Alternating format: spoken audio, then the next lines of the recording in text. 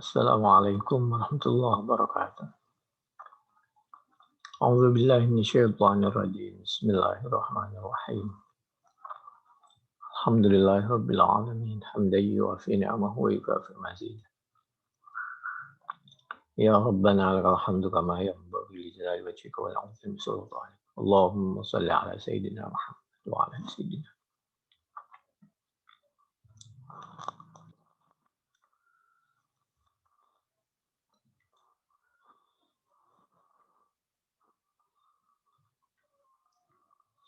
Nabi Muhammad sallallahu alaihi wa alihi wasallam bersabda diabadikan di dalam Bukhari 5385. Insyaallah sampai 5390. Babul khubzil muraqqaq wal akli ala, bisa dibaca khi, bisa dibaca khuwa, was sufrah. Ini bab menjelaskan bahwa Nabi itu bisa dikatakan jarang sekali makan di meja yang terlalu mewah. Nabi itu sederhana, bisa makan dan sering makan di bawah dan cukup dikasih tikar udah makan gitu. Tikar sufra itu tikar kulit, ada makanannya, biasanya untuk di perjalanan itu sufra. Nabi kalau dari Mekah ke Madinah atau sebaliknya itu seperti itu. Tentu tidak dilarang kita makan di restoran, tapi ini untuk menunjukkan bahwa Nabi itu bisa makan di mana saja tanpa harus kita memaksakan diri dengan kemewahan berlebihan. Kalau maidah itu meja yang mewah dan ada makanannya, itu maidah. Oleh karena itu ada surah Al-Maidah. Kalau khi atau khiwan itu meja yang belum ada makanannya. Kunna inda Anasin wa indahu khabbazun lahu faqala ma akalan nabiyyu khubzan muraqqaqa. Nabi itu jarang makan makanan yang berlebihan, yang mewah. Nabi makan sederhana, yang penting sehat dan halal. Roti yang ditumbuk halus itu tidak sering seperti orang yang harus memastikan bahwa makanannya wala syatan masmutah, dan tidak semacam harus makan sate terus-menerus. Atau masakan yang dilembutkan, yang mewah itu untuk makanan anak kecil biasanya. Hatta laki Allah, sampai wafat. Tentu tidak dilarang kita makan yang, tapi alangkah baiknya apabila kita biasa hidup sederhana, sewaktu-waktu kita bisa makan mewah, tapi ketika terbiasa makan mewah, ketika diajak untuk hidup sederhana, sulit untuk menerima dan menyesuaikan. Berikutnya 5386. Menurut sahabat Anas radhiyallahu anhu qala ma'alimtun nabiyya akala ala sukur rujatin qattu. Sukur ruja itu meja makan. Bahasa itu berbeda-beda. Apalagi seperti sekarang di bulan Ramadan. Makan yang kita kira-kira mau, beli secukupnya, lalu nanti kalau kurang bisa beli lagi, sehingga tidak berlebihan, tidak israf. Wala tusrifu, karena Allah tidak suka kepada hidup makanan, minuman yang berlebihan. Wala hubiza lahu muraqqaqun qattu wala akala ala khiwan qattu. Qila liqatadah fa'ala ma kanu ya'kulun fa'ala ma kanu ya'kulun. Lalu Nabi itu kalau makan dengan apa, di atas apa? Qala, kemudian ketika ditanya sahabat Anas menjawab ala sufar. Sufar itu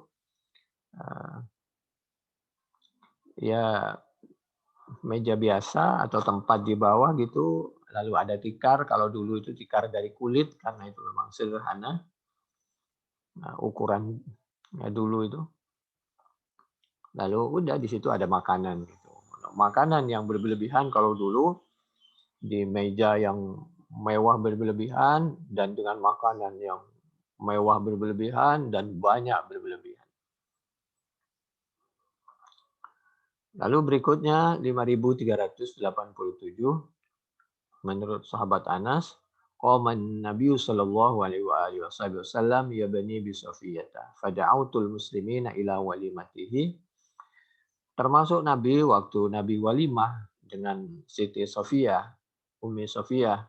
Lalu Nabi mengundang para sahabat, amar bil anta, hanya ditaruh di tikar begitu saja. Lalu di atas tikar itu fabusitot, tikarnya dilebarkan gitu, dihampar, lalu di atasnya kasih makanan sederhana. Udah makan bersama-sama, itu aja. Faulki alaiha at-tamru. Kemudian tikar yang dihampar itu dikasih korma, wal akid, potongan keju, wasamin dan minyak. Tidak berlebihan. Wa qala Amrun an Anas bana bihan Nabi sallallahu alaihi wasallam tsumma sana'a haisan. Ada cerita lagi bahwa Nabi itu masak makanan haisan, itu makanan dari korma dicampur minyak, lalu dicampur ada makanan juga roti yang terbuat tentu dari tepung, ada anggur, ditaruh vinit. Vinit ini itu tikar dari tikar biasa aja.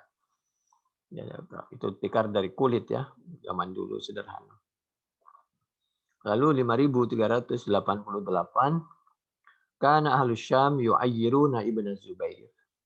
Yaquluna ya banadzatin nitaqain. Dulu ahli Syam itu, penduduk Syam itu suka mengejek sahabat Abdullah bin Zubair. Kalau memanggil sahabat Abdullah bin Zubair itu tidak dipanggil namanya, tapi dipanggil dengan datin nitaqain. Wahai putra seorang perempuan yang punya dua sabuk gitu. Jadi memanggil dengan dulu orang itu kalau menghina itu memakai sesuatu nama yang dihubungkan dengan perempuan. Padahal Islam tidak pernah mengajarkan seperti itu. Lalu menganggap bahwa ibunya itu punya dua sabuk karena dulu Siti Asma itu putri dari sahabat Abu Bakar, kakak dari Siti Aisyah radhiyallahu anha ini, waktu Nabi dan para sahabat dan sahabat Abu Bakar ketika mau pergi, beliau ketika mau hijrah, beliau untuk mengikat karungnya itu, bawaannya itu, dengan pakai sabuknya, semacam sabuk, selempang, apa ya, dulu kemben, semacam kayak gitu itu loh. Jadi kain gitu yang buat ikatan perutnya dulu bukan untuk gaya supaya memperkecil perut, bukan, biar kainnya nggak jatuh. Lalu itu buat ikatan. Tapi untuk karung yang satunya kan nggak ada ikatannya. Sehingga itu tadi sabuknya itu dijadiin dua oleh Siti Asma, lalu dibuat ikatan. Begitulah pengorbanan seorang sahabiah dulu untuk membantu perjuangan Nabi Muhammad Shallallahu Alaihi Wasallam dan perjuangan umat Islam. Sampai sabuknya aja dikorbankan. Padahal itu sangat dibutuhkan oleh kaum perempuan, khawatir jatuh kainnya atau sarungnya. Faqalat lahu Asma, ya bunayya, innahum yu'ayyirunaka bin nitaqain. Ketika sahabat Abdullah bin Zubair lapor kepada ibunya, Bu, kenapa ya orang Syam itu selalu mengejek saya dengan ya banadzatin nitaqain. Ibunya menghibur, sudahlah nak, nggak usah kamu hiraukan, nggak usah dimasukkan ke dalam hati, biasa aja, nggak usah ditanggapi.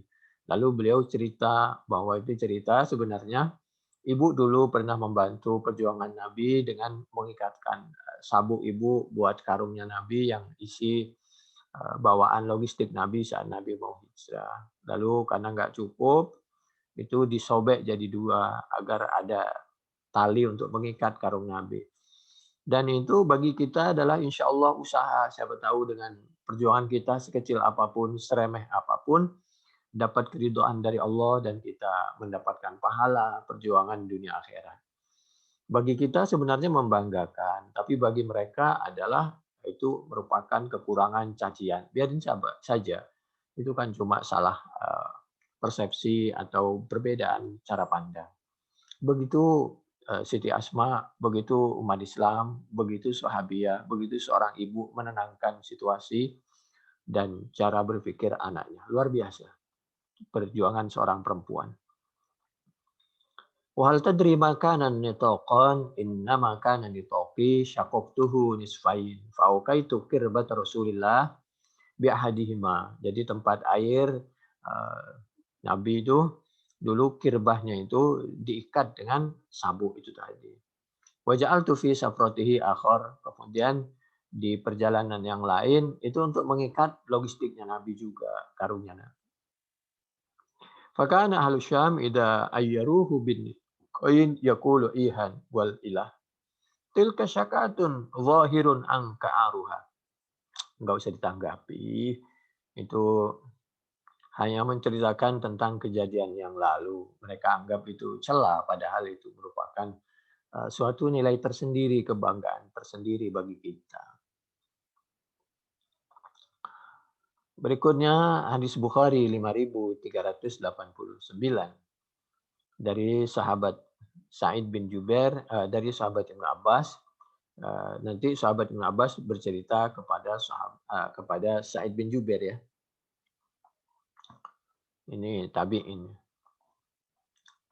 Insyaallah. Anna Ummah Hufaid bin Al-Haris ibni Hazm qalat Ibnu Abbas ahdat ila Nabi sallallahu alaihi wa alihi wasallam saminan wa aqtan wa adban. Suatu ketika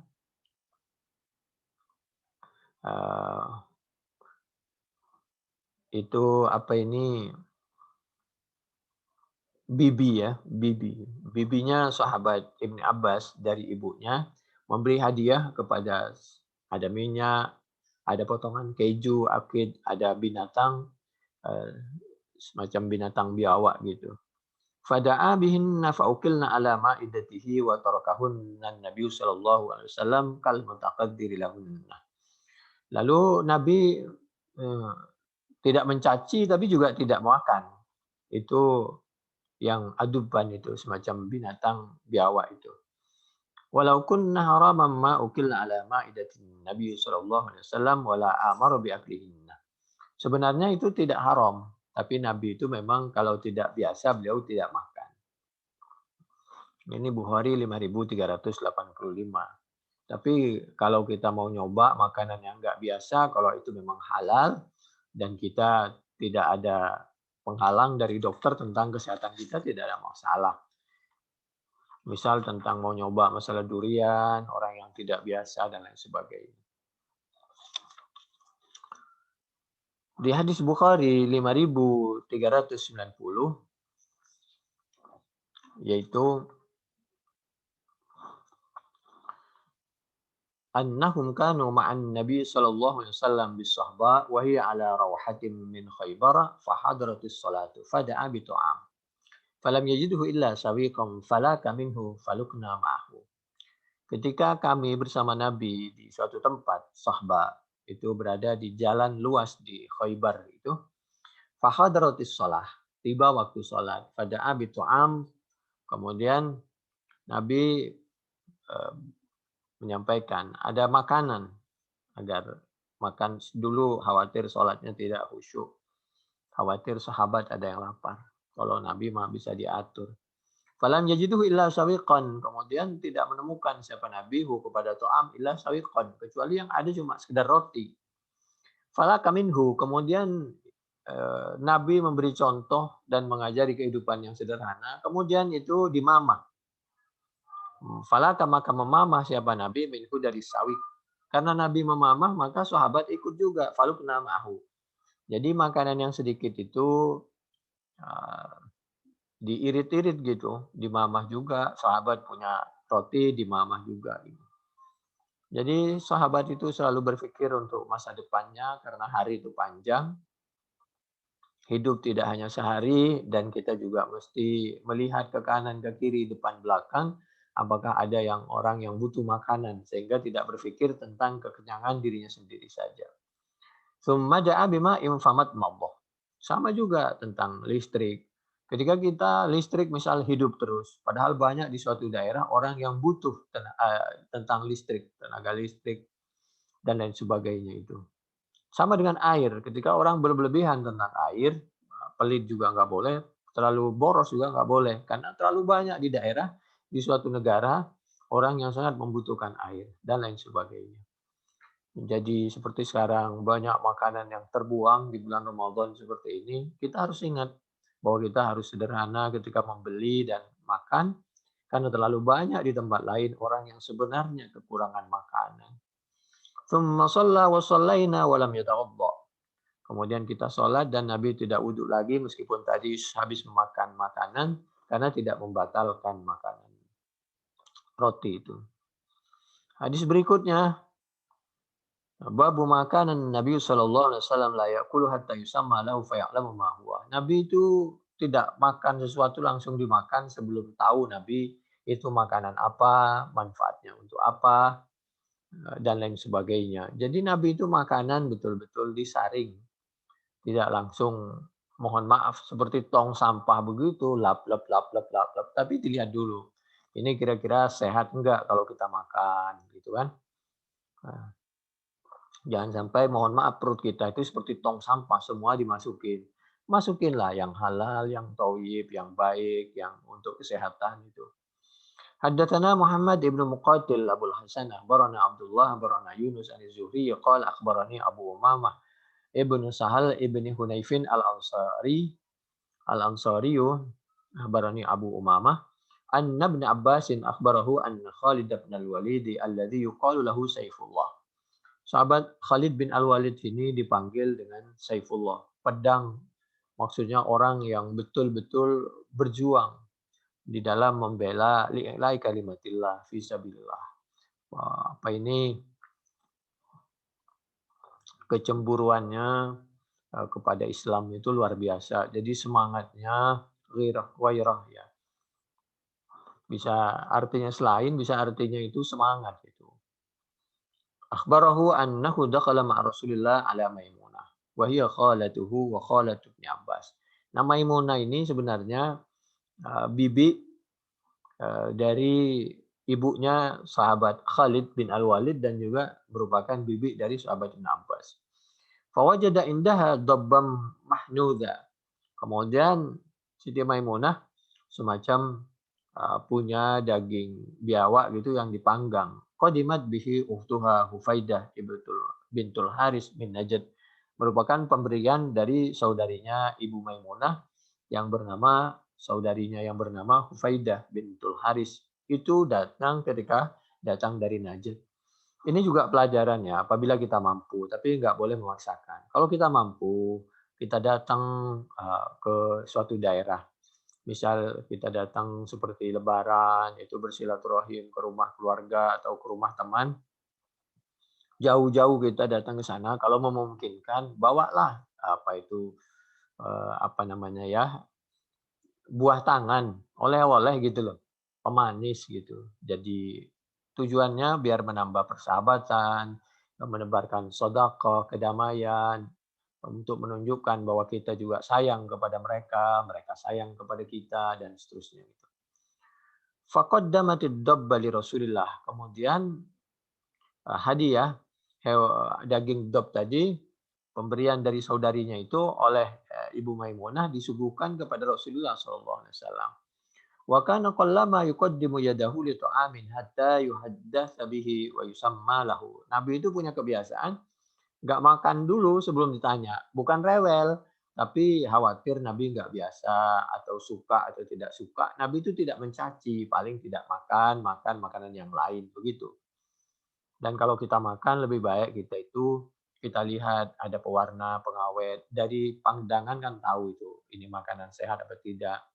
Keduanya dicicipi dulu, dimakan tapi tidak langsung dimasukkan ke dalam perut kita, tapi semacam dicicipin. Nah, ketika dicicipi itu kan ada sensor di situ.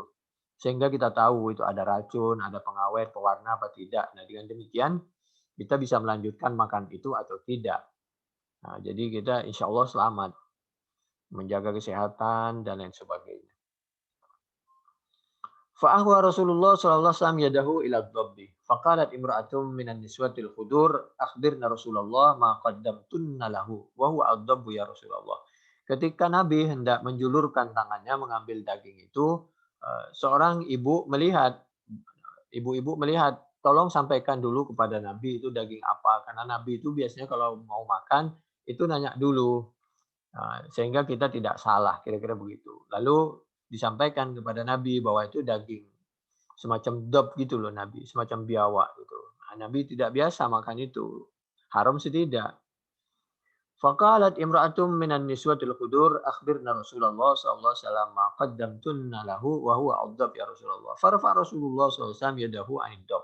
Kemudian Nabi tidak makan daging itu, makan makanan yang lain. Faqala Khalid bin Walid, kemudian sahabat Khalid bin Walid ini bertanya kepada Nabi, "Aharamun ad-dub ya Rasulullah?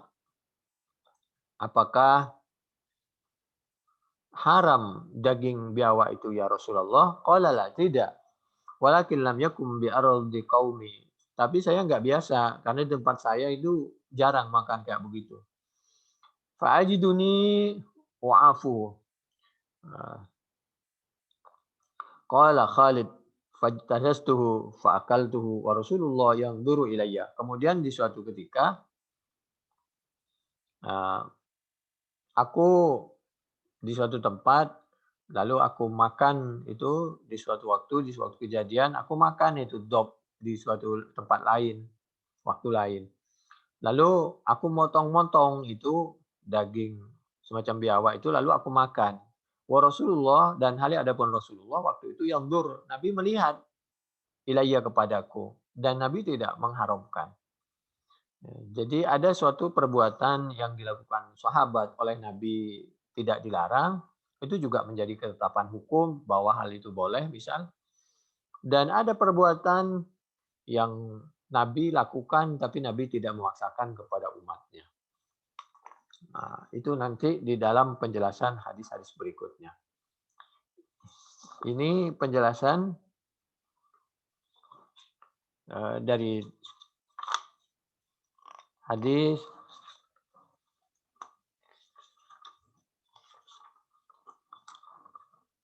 barangkali ini hadis yang materi kita. Sekarang penjelasan di hadis yang lain ya. Masya Allah. Di dalam hadis yang lain, Nabi Muhammad Shallallahu Alaihi Wasallam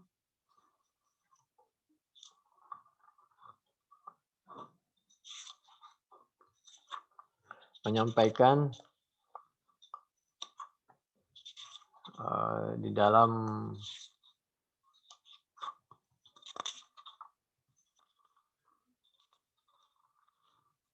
misal contoh ketika Nabi di hadis Bukhari 1130 misal.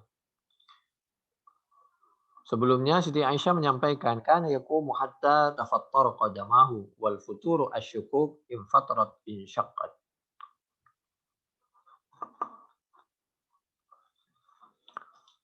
Sami'tul Mughirah radhiyallahu anhu yaqul in kana an-nabiy sallallahu alaihi wasallam la yaqumu aw la yusalli hatta tarima qadamahu. Nabi itu salat itu untuk beliau pribadi sampai hatta tarima qadamahu, sampai bengkak kedua kakinya.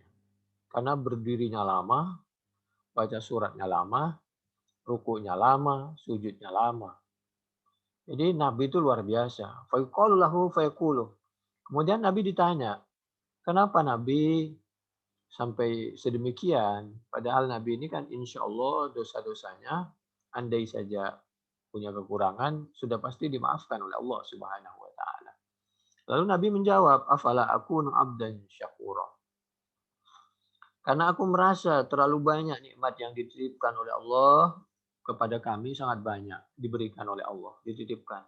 Sehingga kami itu sebagai rasa terima kasih atas nikmat yang dititipkan oleh Allah kepada kami, sisa umur, Masya Allah. Jadi kita harus mengimbangi dengan cara bersyukur. Nah, cara bersyukurnya itu adalah dengan cara beribadah, melakukan amal ibadah, infak, sedekah, baik puasanya, baik qiyamul lailnya,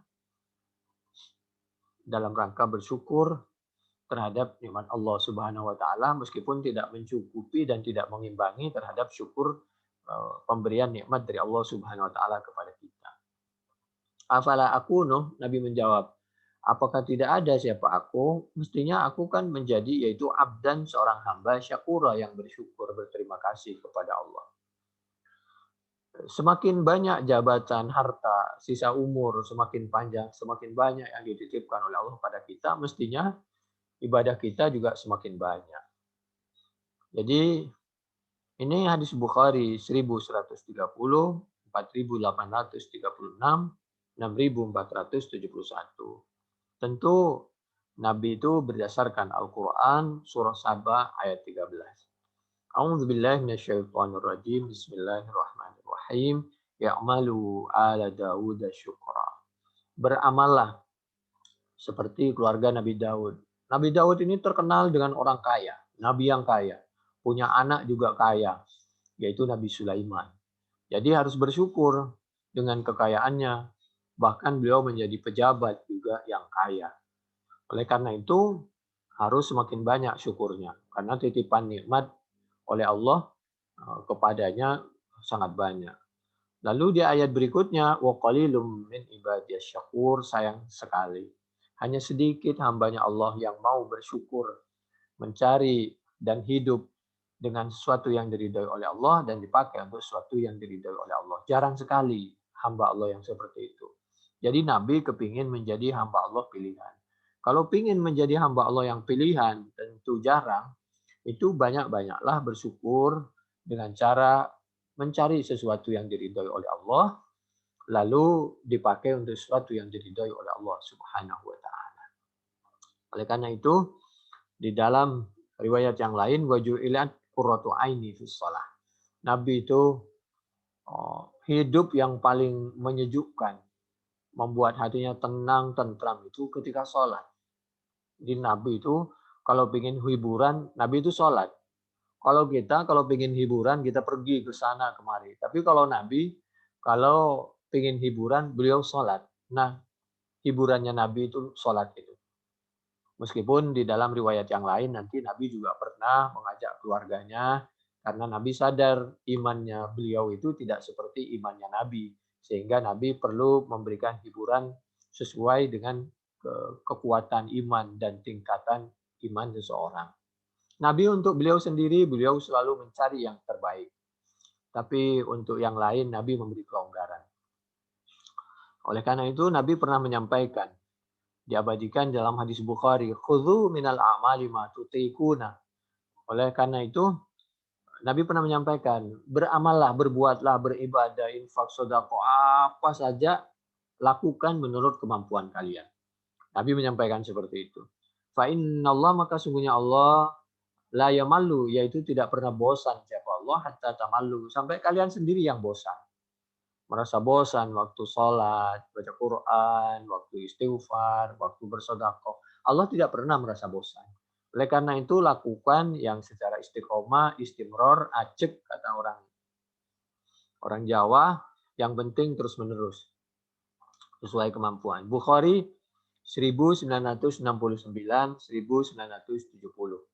Fathul Bari juz 4 penjelasannya juz 4 halaman 267 270. Kalau di Fathul Bari yang baca sekarang adalah juz 3 halaman 18.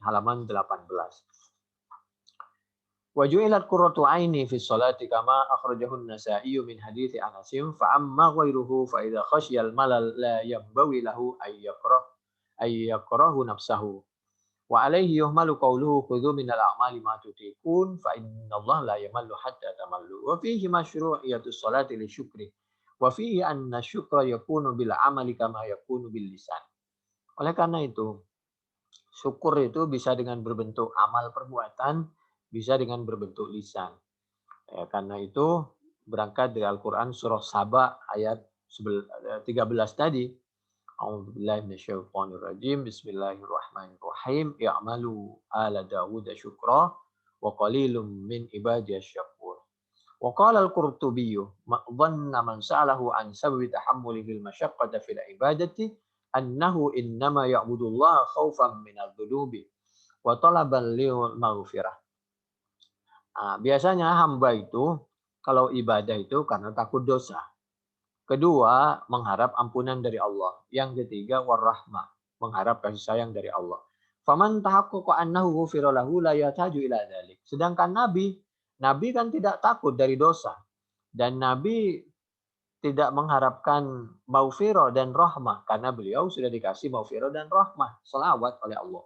Innallaha malaikatahu yusholluna 'alan nabi ya ayyuhalladzina amanu shallu 'alaihi wa sallimu taslima. Sudah dijamin maghfirah dan rahmah oleh Allah Subhanahu wa taala secara langsung. Dan Nabi inna fatahna laka fatham mubina dan seterusnya. Liyaghfir lakallahu ma taqaddama min dzambika wa ma ta'akhkhar. Nabi itu dilindungi dari dosa sehingga beliau ini tidak punya dosa. Wallahu ya'simuka minan nas, Al-Maidah. Oleh karena itu ibadah Nabi untuk apa? Kalau bukan untuk menghindar dari dosa, dari dosa-dosa dan tidak mengharapkan ampunan dan kasih sayang. Meskipun nanti di dalam ayat yang lain Nabi itu selalu minta ampun dan minta kasih sayang dari Allah. Jadi Nabi itu dalam rangka dari segi kacamata sekarang ya, Nabi ibadah sampai bengkak kakinya itu dalam rangka bersyukur karena terlalu banyak nikmat Allah Subhanahu wa taala yang diberikan atau dititipkan kepada Nabi Muhammad Shallallahu alaihi wasallam supaya dicontoh oleh umatnya. Semakin banyak nikmat Allah yang dititipkan oleh Allah kepada umat tadi, kepada hambanya tadi, harus semakin banyak nilai ibadahnya, baik sedekah, infak, segala macam, istighfar, baca Quran, segala macamnya. Walaupun kita tahu ibadah kita, syukur kita itu tidak mungkin seimbang dengan nikmat Allah Subhanahu wa taala, apalagi imbang dengan surga. Tugas kita hanya berusaha ikut saja apa yang diperintahkan oleh Allah supaya kita menjadi orang yang baik, terus baik. Fa'afadahum anna hunaka tariqan akhara lil ibadati wa huwa asyukru 'alal maghfirah. Jadi Nabi itu sudah bersyukur karena sudah dimaafkan oleh Allah dosa-dosanya andai saja ada, wa yusalun ni'mati liman la yastahiqu 'alaihi fiha syai'an fayata'ayyan kasaratu syukri 'ala dzalik. Maka fayata'ayyan menjadi. Jadi beliau ini untuk bersyukur wa syukru 'al-i'tirafu bin ni'mah. Syukur seperti itu namanya mengakui terhadap nikmat-nikmat Allah yang dititipkan wal qiyamu bil khidmah dan sisa hidupnya dipakai untuk melayani kepentingan Allah, maksudnya untuk berjuang, berjihad, maksudnya untuk mendekatkan diri kepada Allah, mencari keridhaan Allah. Faman kasura dzalika minhu summiya syakura. Orang yang banyak nilai kebaikannya seperti itu, pengakuan kepada nikmat Allah dan selalu berusaha untuk mendekat kepada Allah dinama syakura, hamba yang banyak syukurnya. Wa min tsama qala subhanahu wa ta'ala wa qalilum min ibadiyasy syakur. Syakura mengambil dari syakur surah Saba ayat 13. Wa fihi ma kana Nabi sallallahu alaihi wasallam alaihi minal ijtihad fil ibadati. Di hadis ini 1130 menjelaskan, Nabi mencontohkan bagaimana usaha Nabi luar biasa dalam beribadah. Padahal Nabi kita tahu dosanya nggak punya. Wal khasyati marrabihi, dan semakin takut kepada Allah. Luar biasa. Semakin dekat, semakin takut. Orang itu ya, semakin dekat, dia itu semakin sungkan untuk berkhianat. Sama dengan keluarga. Semakin lama keluarga yang baik itu semakin khawatir, semakin sayang, dan semakin khawatir takut berkhianat. Itu pendekatan rumah tangga yang sakinah mawaddah warahmah. Tapi kalau sebaliknya, semakin pernikahan itu semakin lama, lalu merasa bosan, itu berarti kita jauh dari syukur. Kita tidak mensyukuri nikmat titipan dari Allah Subhanahu wa taala dari awal hingga akhir. Jadi yang disyukuri awalnya saja, tapi akhirnya tidak disyukuri. Dan masih banyak yang perlu dijabarkan. Qala al-ulama, innama alzama al-anbiya anfusahum bi syiddatil khaufi li ilmihim bi 'azimi ni'matillahi ta'ala 'alaihim wa annahu ibtada'ahum biha qabla istihqaqiha. Kenapa para nabi itu semakin dekat kepada Allah, rasa takutnya semakin tinggi? Karena beliau sadar bahwa titipan nikmat dari Allah itu sangat banyak kepada beliau dan beliau ini selalu berpikir kita harus memulai dengan memberi sebelum kita menuntut hak-hak kita, apalagi kepada Allah Subhanahu wa taala. Biasakan kita memberi sebelum kita menuntut tentang hak-hak kita. Luar biasa. Fabaddalu majhudahum fi ibadatihi liyaudu ba'da syukrihi ma'annahu wallahi a'zamu min ayyakuma bihal ibadu. Itu yang ada di dalam Fathul Bari juz 3 halaman mulai halaman 18 sampai halaman 20. Lalu nasihat dari Allah Subhanahu wa taala melalui lisan Nabi Muhammad SAW juga pernah bercerita Nabi untuk membesarkan hati umatnya. Diabadikan dalam hadis Bukhari. Dulu waktu Nabi masih hidup, ya Nabi bercerita langsung, sahabat mencontoh langsung, mendengarkan langsung. Setelah Nabi tidak ada, maka diceritakan, ditulis. Waktu Nabi masih hidup sudah ditulis hadis Bukhari, hadis itu. Tidak benar orang yang mengatakan hadis itu tidak ditulis. Cuma waktu itu ditulis di kertas yang lain dan diingat-ingat begitu. Yang menulis itu adalah sahabat Abdullah bin Umar dan itu ada di dalam berbagai kitab termasuk kitab Bukhari. Kecuali orang ingkar sunnah yang memang dia tidak percaya kepada as-sunnah atau al-hadis. Lalu pembukuannya betul 150 tahun, 200 tahun setelah Nabi wafat. Itu pembukuannya, pengkodifikasiannya dijadikan satu buku gitu. Tadinya tidak satu buku. Semua orang sedunia tahu, kecuali orang ingkar sunnah yang memang menolak pembukuan as-sunnah karena memang kebenciannya luar biasa kepada as-sunnah. Saya nggak tahu besok mendapatkan syafaat dari Nabi apa tidak, wallahu a'lam, karena dia benci sekali kepada Nabi. Dia menganggap nggak perlu ucapan manusia, karena hadis itu kan ucapan manusia, Nabi itu manusia. Manusia itu bisa salah, bisa benar. Lalu kalau Nabi saja bisa salah, bisa benar, bagaimana dengan dia yang sedang ngomong itu kan? Aina anta min ashabin Nabi sallallahu alaihi wasallam. Siapa kamu kalau dibandingkan Nabi dan para sahabat Nabi dan para tabi'in, tabi'in, para a'immah, para salafus saleh, para ulama. Nah, ini kan bertentangan dengan Quran dan As-Sunnah. Yang mengukur bertentangan dengan As-Sunnah apa tidak, yang bisa mengatakan seperti itu dan membuangnya, itu bukan kita. Kita ini siapa sih? Itu yang mengukur adalah Allah, lalu nabinya, lalu para sahabat, lalu dari tabi'in, para imam, dan salafus saleh.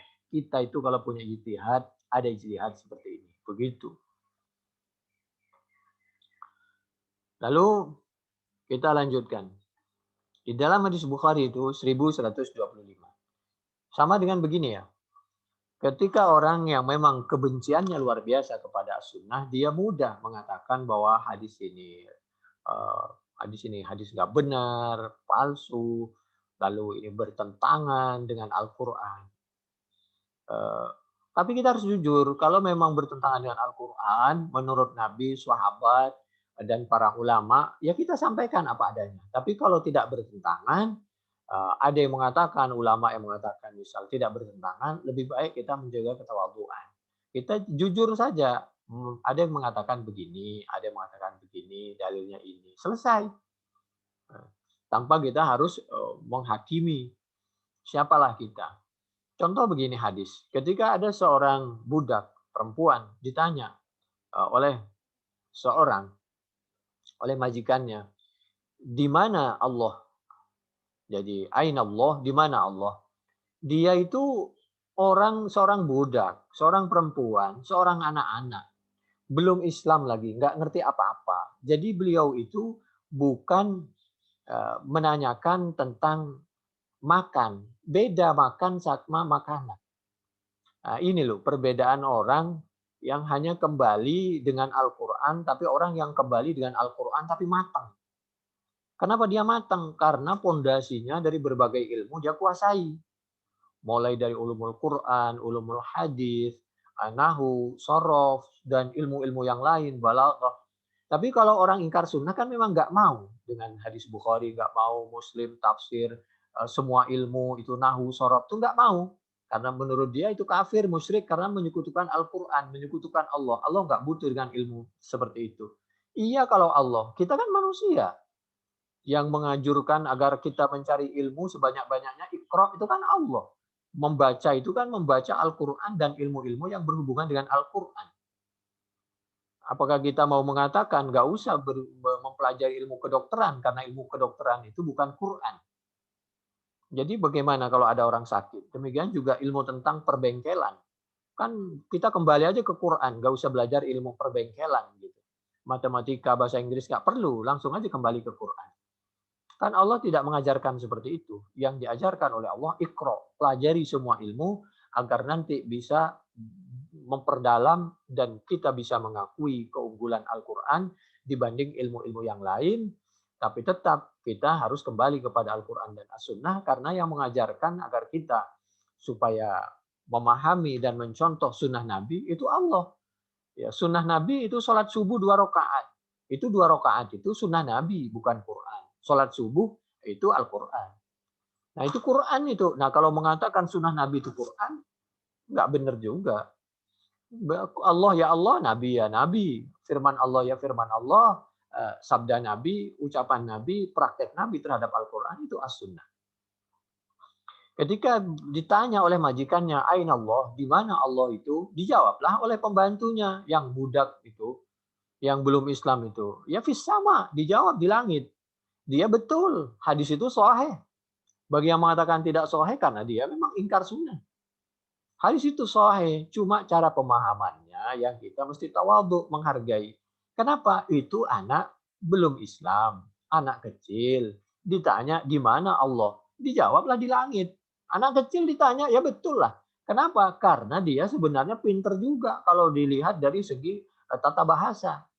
Kalau dia bukan bertanya makan, di mana tempat Allah? Karena memang Allah tidak layak ditanya tempatnya. Karena Allah justru tidak butuh tempat dan Allah lah yang menciptakan tempat. Tapi yang beliau tanya itu makanah, kedudukan.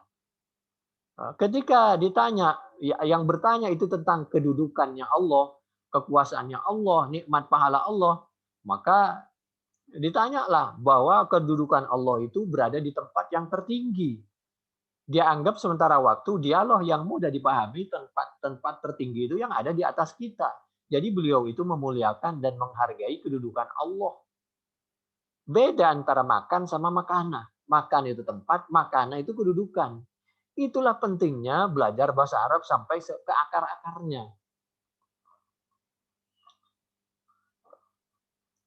Lalu ketika ditanya seperti itu, lalu dia mengatakan, ini hadis bertentangan dengan ayat yang lain karena Allah itu tidak butuh tempat. Ya memang kalau makanya dibandingkan itu harus apple to apple. Dan kita harus mengerti bagaimana alur cerita dan siapa yang bercerita. Kasusnya seperti apa. Tapi kalau segala sesuatu dibaca sendiri, dipahami sendiri, dibuang sendiri, apalagi dengan penuh kebencian, jadilah seperti itu. Orang ingkar sunnah itu seperti itu. Ketawaduannya tidak ada. Padahal coba perhatikan. Kalau mau dicari-cari alasan, orang benar bisa benar, orang salah bisa salah. Atau bisa dijungkir balikkan, salah bisa benar, benar bisa salah.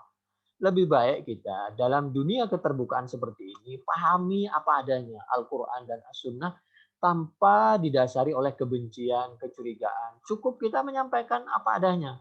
Zaman keterbukaan seperti ini banyak orang yang lebih pintar dari kita. Itu di Bukhari kan begitu itu fatwa Nabi, sabda Nabi di akhir hayat Nabi 10 Hijriah. Terlalu banyak orang yang lebih pintar dari orang yang sedang berceramah. Yang mendengarkan itu lebih alim dari orang yang sedang berceramah.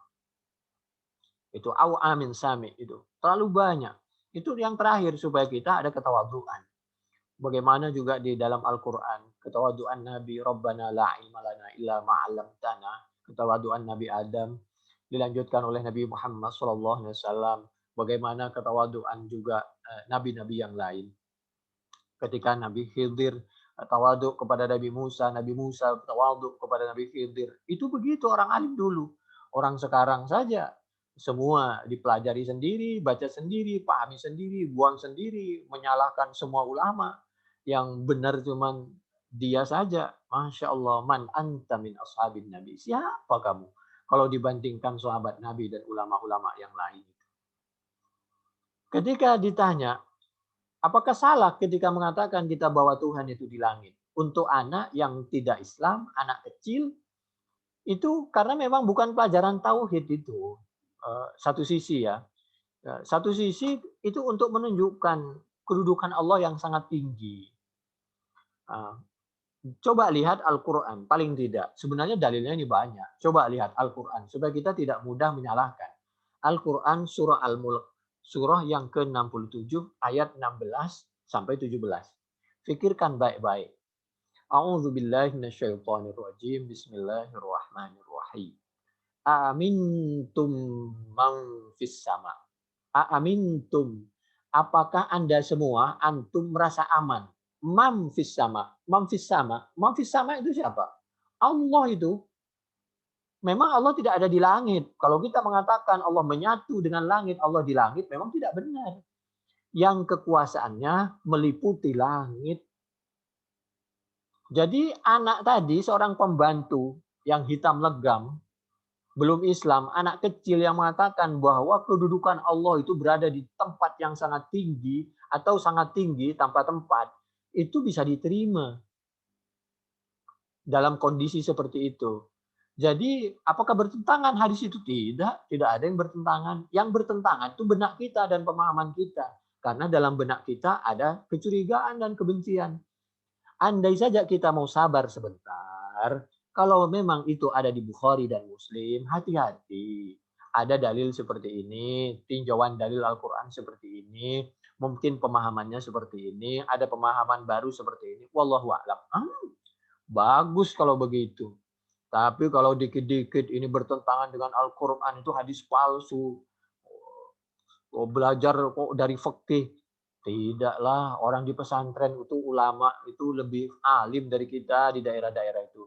Beliau mengajarkan semua ilmu itu bertahap, baik fikihnya, seiring dengan belajar sholat, diajari toharoh, diajari orang sholat itu kan nggak mungkin fikih melulu, tapi Al-Quran, bacaan Al-Fatihahnya. Dosa kita menyebarkan fitnah bahwa ulama-ulama di pesantren itu cuma ngajarin fikih, Quran ditinggal, dosa. Apalagi kalau ngomong di bulan Ramadan, hati-hati kalau bicara. Amintum man fis sama ay yakhsifu bikumul arda fa idza hiya tamur. Berikutnya di Al-Qur'an surah Al-Mulk, surah yang ke-67 ayat yang ke-17. Amintum man fis sama. Allah mengulang lagi. Apakah Anda merasa tenang, yakin bahwa Anda ini hamba Allah dijamin masuk surga? Apakah Anda yakin bahwa ibadah Anda semua pasti diterima? Atau apakah Anda merasa aman ketika Anda melakukan maksiat itu, Anda yakin bahwa Allah tidak melihat, Allah tidak mengadabnya? Itu siapa? Man fis sama. Man itu Allah, fis sama yang kekuasaannya, makanahu itu bahwa itu yang dimaksud ulu, rafi ul qadri, tinggi derajatnya. Jadi yang bertanya itu orang canggih luar biasa, anak yang menjawab sebenarnya canggih luar biasa. Apabila kita memahami dialog seseorang, jangankan yang ada di Quran dan As-Sunnah, sampai dialog di masyarakat, pidato seseorang, ceramah seseorang, apabila kita pahami dengan baik, maka insya Allah kita tidak mudah menyalahkan ceramah seseorang. Tapi ketika kita mudah benci dengan penuh kedengkian, maka orang itu menyampaikan apapun, Al-Quran, As-Sunnah yang disampaikan, pasti kita pahami dengan kebolak-balik. Dipahami dengan penuh permusuhan dan kebencian. Sebenarnya mudah sih. Di Indonesia itu kan ada MUI, ada Departemen Agama. Orang-orang yang ingkar sunnah itu sebenarnya perlu dipanggil, lalu dimintai klarifikasi. Yang nanya tentu harus para ulama dan para habaib. Bukan untuk mempermalukan, tapi untuk tawasau bil haq, tawasau bis sabri, tawasau bil marhamah. Dan kalau selesai ya selesai aja, karena kita bersaudara, kita ada hubungan, nggak ada perlu kebencian. Jadi tidak boleh kita mudah menyalahkan dialog-dialog yang ada di Al-Quran dan As-Sunnah, termasuk di Bukhari dan Muslim. Siapalah kita? Jadi harus panjanglah pemahaman kita. Itu silahkan tadi di dalam Al-Quran surah Al-Mulk, surah yang ke-67 ayat 16 dan 17. Dan dialog itu tadi ada di kitab Muslim. Coba cek tuh. Kalau saya, siapalah saya yang sangat bodoh ini. Kalau orang mengaku merasa pinter, ya monggo silahkan. Kita lihat di dalam hadis Bukhari 1125. Ihtabasa Jibril sallallahu alaihi wasallam ala Nabi sallallahu alaihi wasallam. Faqalat imra'atum min Quraisyin abta alaihi syaitanuhu. Suatu ketika ada seorang perempuan. Seorang perempuan ini keluarga Nabi sendiri. Ya, Ummu Jamil, bibinya sendiri. Jadi istri dari Abi Lahab. Abi Lahab itu siapa? Yang diabadikan di dalam Al-Lahab. A'udzubillahi minasyaitonirrajim. Bismillahirrahmanirrahim. Tabbat yada Abi Lahab wa tabb. Itu. Jadi bibinya itu berkata, ketika merasa bahwa Quran itu tidak turun setiap hari, lalu dia mencari-cari celah bagaimana cara menghancurkan dakwah Nabi dan menghilangkan kepercayaan umat kepada ulamanya, kepada Nabi Muhammad SAW. Cara-cara seperti itu udah cara lama itu.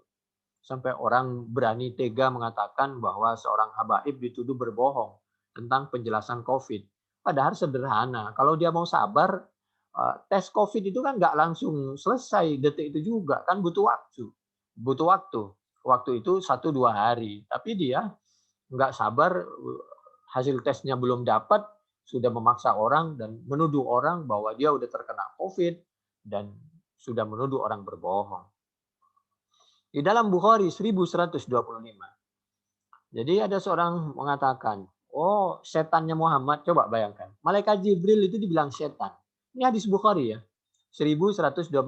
Karena bencinya kepada Nabi. Itulah kalau orang apa-apa kalau diliputi oleh kebencian itu seperti itu. Faqalat imra'atum min Quraisyin abta alaihi syaitanu. Terlambat datang. Tidak datang. Benci. Tidak mau datang siapa temannya Muhammad. Maksudnya malaikat Jibril. Kemudian Allah menghibur Nabi Muhammad SAW. Yaitu, A'udzubillahi minasyaitonirrajim. Bismillahirrahmanirrahim. Wadduha wallaili idza saja. Ma wadda'aka rabbuka wa ma qala. Wadduha demi ad-duha. Waktu duha. Waktu sholat duha, lalu berusaha, bekerja. Wallaili demi malam untuk istirahat dan ibadah. Idza saja apabila telah malam gelap gulita. Ma wadda'aka rabbuka wa ma qala. Sedikit pun Allah tidak pernah meninggalkan kekasihnya. Apalagi Nabi Muhammad SAW. Jadi Allah itu tidak pernah meninggalkan kita. Kita saja yang menjauh dari Allah Subhanahu wa taala. Tapi jangan dibalik ya pernyataan ini. Karena ada orang, sekarang udah banyak orang meninggalkan Quran. Itu maksudnya dia menganggap bahwa dirinya saja yang Qurani. Sedangkan orang lain dianggap tidak Qurani. Orang sekarang tuh banyak loh yang aneh-aneh. Ma wadda'aka rabbuka wa ma qala. Dan Allah tidak pernah menganggap bahwa usaha Nabi itu kecil. Meskipun kecil kelihatannya kalau diridhoi oleh Allah menjadi besar. Itu diantaranya hadis Bukhari 1125. Lalu ini juga nanti bisa dihubungkan dengan Bukhari 4950, Fathul Bari juz 8 halaman 920. Nabi itu apalagi seperti kita ya, habis sahur, jadi di akhir malam bisa kita mandi dulu, lalu ibadah, lalu kita sahur, lalu ibadah lagi, atau terserahlah bagaimana sesuaikan dengan kemampuan kita. Nabi Muhammad SAW kata Ummi Salamah radhiyallahu anha pernah menyampaikan, diabadikan di dalam hadis Bukhari 1126. Annan Nabiy sallallahu alaihi wasallam istaiqadha lailatan faqala subhanallah. Madza unzila al-lailata minal fitnati? Madza unzila minal khazaini? Mayyukid sawahibal hujurat ya rubba kasiyatin fid dunya ariyatun fil akhirah. Nabi menyampaikan terlalu banyak keuntungan bagi orang yang bisa beribadah di akhir malam. Terlalu banyak orang yang sepertinya di dunia ini hidupnya nyaman, tenang, tapi di akhirat hidupnya tidak nyaman dan tidak tenang. Ya, karena waktu hidupnya tidak sesuai dengan sesuatu yang diridhoi oleh Allah. Banyak yang sepertinya pakai baju tapi tidak pakai baju di akhirat itu maksudnya. Lalu di Bukhari 1127 katanya anna Rasulullah sallallahu alaihi wasallam taraqahu wa Fatimah bintan Nabi sallallahu alaihi wasallam lailatan faqala ala tusalliyani. Faqultu ya Rasulullah anfusuna biyadillah. Katanya, ini hadis ya, kalau dipahami lurus begitu saja tanpa dipahami dengan digabungkan dengan hadis yang lain, dikembalikan kepada Al-Qur'an, tentu yang memahami dan yang mengembalikan itu bukan kita. Tapi Allah yang menimbang, yang membuat timbangan itu Allah dan nabinya, para sahabat. Kalau dipahami sekilas, hadis ini pasti palsu. Padahal hadis ini ada di Bukhari 1127. Orang yang ingkar sunnah pasti mengatakan hadis ini palsu. Demikian juga 4724 sampai demikian juga 7347 sampai 7465. Ketika Nabi membangunkan Siti Fatimah, putrinya dan mantunya Sayyidina Ali, lalu katanya menjawab, "Ya Rasulullah, anfusuna biyadillah." Wahai Rasulullah, bahwa diri kami ini berada di dalam kekuasaan Allah. Sepertinya sekilas itu dia tidak senang ketika dibangunin Nabi. Padahal kenyataan tidak begitu. Ketika dia dibangun oleh Nabi, dia berterima kasih dan dia menyampaikan dengan bahasa yang luar biasa sebenarnya. Bahwa betul kami juga ingin ibadah dan lain sebagainya di akhir malam. Tapi memang segala sesuatu itu berada di dalam genggaman Allah. Jadi beliau itu hatinya selalu Allah, Allah begitu. Mudah-mudahan kami termasuk hamba Allah yang dibangunkan di akhir malam. Kalau tidak, meskipun kita berusaha semaksimal mungkin, nggak bisa kita bangun. Buktinya apa? Banyak orang yang sehat. Bisa lari pagi, jauh. Tapi ke masjid di sebelahnya nggak pernah nyampe. Banyak orang bisa keliling dunia, tapi ke Mekah, Madinah nggak bisa nyampe. فَإِذَا شَاءَ يَبْعَثَنَا بَعَثَنَا فَانْصَرَفَ حِينَ قُلْتُ ذَلِكَ وَلَمْ يَرْجِعْ إِلَيَّ شَيْئًا ثُمَّ سَمِعْتُهُ وَهُوَ مُوَلِّي يَضْرِبُ فَخْذَهُ. Kemudian setelah itu Nabi pulang. Nabi pulang sepertinya sekilas bisa dipahami Nabi mangkel. Padahal Nabi tidak mangkel. Nabi pulang. Kenapa? Tugas Nabi hanya mengingatkan. Supaya bisa dicontoh oleh sahabatnya nanti, umatnya di belakang. Karena sama. Nabi dijamin masuk surga. Sayyidina Ali dijamin masuk surga. Apalagi putrinya, yaitu Siti Fatimah. Dijamin masuk surga semua. Tidak mungkin beliau sengaja malas bangun sholat qiyam di akhir malam. Tidak mungkin orang yang dijamin masuk surga itu malas sholat sunnah itu kalau beliau sehat. Tidak mungkin kan? Jadi Nabi pulang itu karena dianggap cukup. Manusia itu hanya berusaha mengingatkan kalau sama umat Islam jangan bertindak kasar, apalagi menuduh yang tidak-tidak kepada seorang habaib, pengikutnya dan organisasinya. Kemudian Nabi katanya sambil mukul ke pahanya. Wa huwa yaqul wa kana al-insanu aktsara syai'in jadala. Dihubungkan dengan Al-Qur'an surah Al-Kahfi ayat 54. Padahal Nabi itu, ini juga kalau dipahami sekilas sepertinya Nabi itu marah sampai mukul pahanya. Ini biasanya dipahami oleh orang yang benci sekali kepada keluarga Nabi. Padahal tidak. Jadi ada orang yang terlalu cinta kepada keluarga Nabi sampai melampaui kecintaannya kepada Nabi. Ada orang yang terlalu benci kepada keluarga Nabi. Jadi kita ini sedang-sedang. Kalau dipahami sekilas, sepertinya Nabi marah sampai mukul pahanya. Padahal yang dimaksud diantaranya, Nabi itu khawatir memberatkan kepada keluarganya, kepada para sahabatnya tentang sholat sunnah. Bangun malam itu kan ibadah sunnah toh. Nabi itu maha tahu kalau bukan wajib. Dan Nabi khawatir umatnya memaksakan diri dan mewajibkan. Padahal Nabi membangunkan itu untuk menjadi contoh saja bagi umat-umat berikutnya. Nah, bagaimana dengan Al-Quran surah Al-Kahfi ayat 54 ini? Wa kanal insanu, ada siapa manusia, aktsara syai'in, yaitu paling banyak apanya? Jadalan, berdebatnya. Dibangunin kok berdebat. Sepertinya begitu. Padahal kenyataannya ini Al-Quran surah Al-Kahfi ini hubungannya Ini Makkiyah. Bagaimana yang turun di kota Mekah sebelumnya jauh, padahal Sayyidina Ali menikah dan kumpul tidur dengan Siti Fatimah itu setelah di Madinah lama. Jadi ayat ini sebenarnya untuk mengingatkan orang kafir dan orang munafik yang ketika disampaikan Islam dia banyak bicaranya, banyak debatnya seperti Bani Israel. Bani Israel itu apalagi Bani Israel dia bertanya bukan untuk beriman tapi untuk merepotkan Nabi Musa. Oleh karena itu Bani Israel orang yang banyak bicara tapi perbuatan keimanan dan amalnya tidak mau, itu dikirim dua nabi. Nabi Musa dan Nabi Harun. Nabi Musa dan kakaknya yaitu Nabi Harun. Jadi sebenarnya ini pun ayat ini adalah bukan untuk Sayyidina Ali dan Siti Fatimah, bukan. Tapi untuk orang kafir dan orang munafik. Kalau nggak percaya, silahkan cek ayat sebelumnya dalam Al-Quran surah Al-Kahfi sebelum dan sesudahnya. Ayat ini sebenarnya bukan untuk Sayyidina Ali. Cuma bagi orang yang benci kepada Sayyidina Ali, kepada keluarga Nabi, itu dihubung-hubungkan dengan Sayyidina Ali. Begitulah penjelasan di dalam semua tafsir dan di dalam penjelasan hadis termasuk kitab Fathul Bari. Saya cuma menjelaskan, saya nggak punya kepentingan. Saya tidak berpihak kepada Syiah, saya tidak berpihak kepada orang yang ingkar sunnah. Saya cuma santri biasa yang sedang belajar membaca, membacakan kitab. Itu aja. Mungkin malah bacaannya banyak salahnya, mohon maaf. Berikutnya, buktinya apa? Bahwa Nabi ketika pulang, lalu memukul pahanya itu katanya, itu bukan karena kebencian. Coba cek hadis berikutnya. Hadis Bukhari 1128.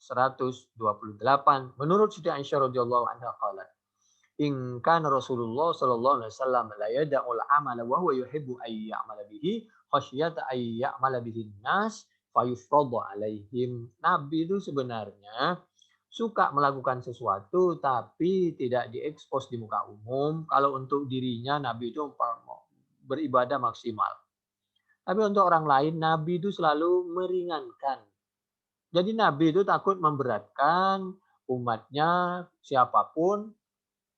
Jadi biar melakukan apalagi barang sunnah sesuai kemampuan. Tapi kalau untuk diri sendiri Nabi luar biasa sampai bengkak-bengkak itu melaksanakan ibadah sunnah. Jadi la yukallifullahu nafsan illa wus'aha. Allah itu tidak memaksakan sesuatu kecuali menurut kemampuannya. Wa ma sabba Rasulullah subhatad duha qattu. Nabi itu tidak pernah mengekspos, maksudnya bukan tidak pernah, jarang mengekspos sholat duha. Kenapa? Tapi Nabi pernah sholat duha, yaitu bersama sahabat Itban bin Malik, sahabat Abu Bakar, sahabat Umar, makmum di rumah sahabat Itban bin Malik. Tapi Nabi tidak sering mengekspos di muka umum. Itu maksudnya yang dimaksud masa bah Rasulullah subhatad duha. Buktinya di rumah Ummi Hani waktu Fatih Mekah 8 Hijriah, Nabi juga sholat duha di rumah Ummi Hani, sahabiyah. Kenapa? Khawatir kalau dilakukan di muka umum nanti ada orang yang memaksakan dan mewajibkan diri. Padahal ada yang tua, ada yang sakit, ada yang baru masuk Islam. Wa inni la usabbihuha. Sedangkan aku, kata Siti Aisyah, selalu sholat duha. Andai saja sholat duha itu tidak boleh, termasuk diketahui orang, pasti Nabi udah menyampaikan. Karena tidak boleh kitman Nabi itu. Jadi Nabi itu luar biasa. Itu Bukhari 1128, 1177. Di dalam hadis berikutnya 1129 kita lihat. Menurut Siti Aisyah radhiyallahu anha, Ummul Mukminin radhiyallahu anha, anna Rasulullah sallallahu alaihi wasallam shalla dzata lailatin fil masjid fa shalla bi salatihi nasu. Thumma shalla min al-qabilati fa kathara an-nasu. Thumma ijtama'u min al-lailati ats-tsalitsati aw ar-rabi'ati falam yahruj ilaihim Rasulullah sallallahu alaihi wasallam. Falamma asbaha qala qad ra'aitu alladhi sana'tu. Nah, Nabi pernah sholat. Nabi pernah sholat di masjid. Ternyata biasanya Nabi kan sholat tuh di dalam rumahnya, di Raudhah itu rumah Nabi, rumah Siti Aisyah. Lalu Nabi sholat di masjid, antara di masjid itu dekat mihrabnya itu. Lalu ada orang yang melihat, termasuk sahabat Anas, lalu makmum ikut sholatnya Nabi. Lalu karena makmum banyak sahabat yang ikut. Sampai sehari, 2 hari, 3 hari, 4 hari. Setelah itu Nabi tidak keluar. Lalu begitu pagi Nabi menyampaikan, saya tahu kalau kalian tuh menunggu saya karena pengen makmum sholat. Itulah nanti awal-awal terjadinya sholat tarawih. Walam yamna'ni minal khuruji ilaikum illa anni khasyitu an tufrada alaikum. Saya tidak melakukan seperti itu karena saya khawatir kalian mewajibkan diri atau diwajibkan oleh Allah. Nabi tahu tidak mungkin itu diwajibkan. Kenapa? Karena tidak mungkin ada kewajiban sholat melampaui 5 waktu. Kewajibannya sudah sholat yang sudah ada itu. Nabi itu tahu. Tapi Nabi khawatir umatnya memaksakan diri di luar itu. Wadzalika fi Ramadan, itu kejadian di bulan Ramadan. Begitulah Nabi. 1129. Fathul Bari juz 3 mulai dari halaman 12 sampai panjang sekali sampai halaman 23. Ini diantaranya kenapa Sayyidina Ali tadi menjawab ya bahwa diri kita itu berada di dalam genggaman kekuasaan Allah. Karena Sayyidina Ali itu mengamalkan Al-Quran, yaitu Al-Kahfi ayat 23. A'udzu billahi minasyaitonir rajim. Bismillahirrahmanirrahim. Wala taqulanna li syai'in inni fa'ilun dzalika wada. Jangan pernah Anda memastikan bahwa saya pasti bisa sholat malam. Karena semua itu berada di dalam genggaman kekuasaan Allah. Jadi Nabi maupun Sayyidina Ali, Siti Fatimah itu semuanya tidak keluar dari Al-Quran. Semua tindakan dan ucapannya itu. Apalagi beliau pasti faham terhadap Al-Quran surah Thaha ayat 132. Wa'mur ahlaka bis salati wastabir 'alaiha la nas'aluka rizqa nahnu narzuquka wal 'aqibatu littaqwa. Nabi mengingatkan terhadap sholat, meskipun sholat sunnah, itu juga sesuai dengan Al-Quran. Kita harus mengingatkan tentang sholat dan sholat sunnah, sholat wajib dan sholat sunnah, dan wasiat tentang kesabaran, karena agar kita bisa masuk surga bersama-sama. Itu. Wa kanal insan aktsara syai'in jadala Al-Kahfi 54 tadi hubungkan dengan Al-Kahfi 23 dan penjelasannya seperti Bukhari 1127 tadi karena memang la haula wala quwwata illa billahil aliyil azim. Tidak ada daya dan upaya, kita tidak mampu bisa meninggalkan kemaksiatan, kita tidak akan mampu ya melakukan sesuatu yang diperintahkan oleh Allah kecuali atas bimbingan Allah Subhanahu wa taala. Apalagi Al-Qur'an surah Az-Zumar ayat 42. A'udzu billahi minasyaitonir rajim. Bismillahirrahmanirrahim. Allahu yatawaffal anfusa hina mautiha wallati lam tamut fi manamiha fayumsikul lati qada 'alaiha al-maut wa yursilul ukhra ila ajalin musamma inna fi dzalika laayatil liqaumin yatafakkarun. Allah yang menghidupkan dan mematikan. Allah yang menidurkan dan Allah yang membangunkan orang yang tidur. Wallati lam tamut fi manamiha. Bisa penafsiran seperti itu? Ya kalau nggak percaya cek tentang Nabi Isa. Inni mutawaffika wa rafi'uk. Nabi Isa itu diangkat dalam keadaan tidur supaya tidak merasa kaget, bukan dalam keadaan mati. Oh, kalau Nabi Isa saja Isra dalam keadaan diangkat itu ke langit dalam keadaan tidak wafat, dalam keadaan tidur, dalam keadaan hidup, apalagi Nabi Muhammad SAW yang memang Nabi Muhammad SAW itu ulul asmi, akhirul anbiya, asyraful anbiya wal mursalin, khatamil anbiya, jadi nabi yang terakhir, yang paling mulia, ulul asmi, pemimpin para nabi. Jadi Nabi itu Isra-nya waktu dalam keadaan hidup, bukan dalam keadaan mimpi. Kalau dalam keadaan mimpi, orang nggak mungkin bicara. Oh, mimpi kok nggak usah ditanggapi. Jadi justru ada yang percaya, ada yang tidak percaya itu karena dalam keadaan beliau tidak dalam bermimpi, tapi dalam kenyataan. Nah, berikutnya itu tadi Az-Zumar ayat 42. Wa kanal insan lil umumi la li khususil kufar. wa fihi manqabatun li aliyin haitsu lam yaktum ma fihi alaihi adna wa dhadha faqaddama maslahata nashril ilmi wa tablighihi ala katmihi. Wa naqala Ibnu Battal anil Mahlabi qala fihi annahu laisa lil imam ay yushaddida fi nawafili haitsu qani'a sallallahu alaihi wasallam biqauli Ali radhiyallahu anhu anfusuna biyadillah li'annahu kalamun sahihun fil udhri anit tanaffuli walau kana fardhan ma adzarahu. Qala wa amma darbuhu fahdahu wa qira'atuhu al ayata fadalun ala annahu dhanna annahu ahrajahum.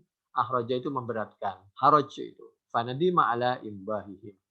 Jadi Nabi itu, Nabi Muhammad SAW, demikian juga Sayyidina Ali.